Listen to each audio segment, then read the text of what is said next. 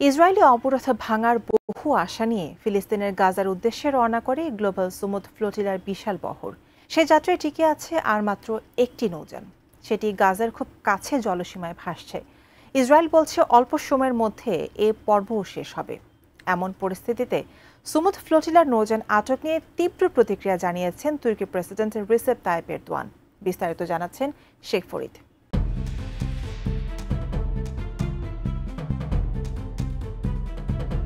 ফিলিস্তিনের অবরুদ্ধ গাজা উপত্যকায় দখলদার ইসরায়েলের নৌ অবরোধ ভাঙা এবং ক্ষুধার্ত মানুষের কাছে ত্রাণ পৌঁছে দিতে প্রায় ৪৫টি জাহাজে করে গাজার উদ্দেশ্যে রওনা দিয়েছিল গ্লোবাল সুমুদ ফ্লোটিলার বিশাল বহর। তবে তাদের গাজায় যেতে দেয়নি যুক্তরাষ্ট্রের পরম মিত্র ইসরায়েল।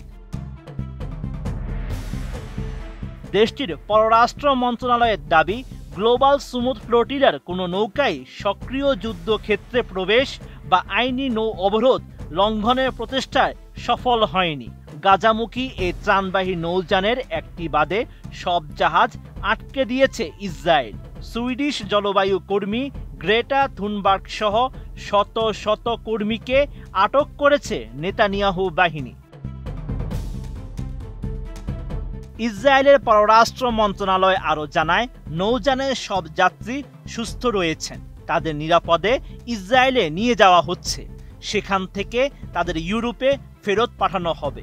একটি জাহাজ এখনও আটক হয়নি জানিয়ে ইসরায়েল জানিয়েছে, জাহাজটি যদি যুদ্ধক্ষেত্রে প্রবেশ করে অবরোধ ভাঙার চেষ্টা করে তবে সেটিও আটক করা হবে। RICL TMX, যুগের পর যুগ স্থাপনা থাকে মজবুত। এমন পরিস্থিতিতে গাজামুখী ত্রাণবাহী গ্লোবাল সুমুদ ফ্লোটিলার নৌযান আটকের ঘটনাকে সমুদ্র দস্যুতা বলে আখ্যা দিয়েছেন তুর্কি প্রেসিডেন্ট রিসেপ তাইয়েপ এরদোয়ান। নিজ দলের একে পার্টির সভায় ভাষণ দিতে গিয়ে তিনি জানান, আন্তর্জাতিক জলসীমায় এই হামলা প্রমাণ করে গাজায় গণহত্যার অপরাধ ঢাকতে উন্মত্ত হয়ে উঠেছে ইসরায়েল। গণহত্যাকারী নেতানিয়াহুর সরকার শান্তির সামান্যতম সুযোগকেও সহ্য করতে পারেন না। তুর্কি প্রেসিডেন্ট আরও জানান, গ্লোবাল সুমুদ ফ্লোটিলা আবারও বিশ্ববাসীর সামনে গাজার নৃশংসতা এবং ইসরায়েলের হত্যাযজ্ঞের চেহারা উন্মোচিত করেছে। এই দুঃসময়ে ফিলিস্তিনি ভাই বোনদের পরিত্যাগ করবে না আঙ্কারা। যুদ্ধবিরতি ও শান্তিপূর্ণ প্রতিষ্ঠায় সর্বশক্তি দিয়ে কাজ চালিয়ে যাবে তুরস্ক।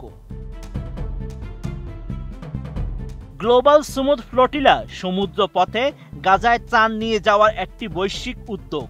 এই নৌবহরে রয়েছে ৪০টির বেশি বেসামরিক নৌযান এবং ৪৪টি দেশের ৫০০ জন মানুষ।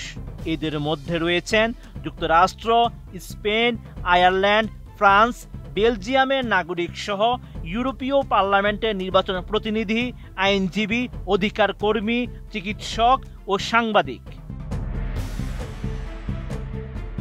Sheikh Farid, ATN news.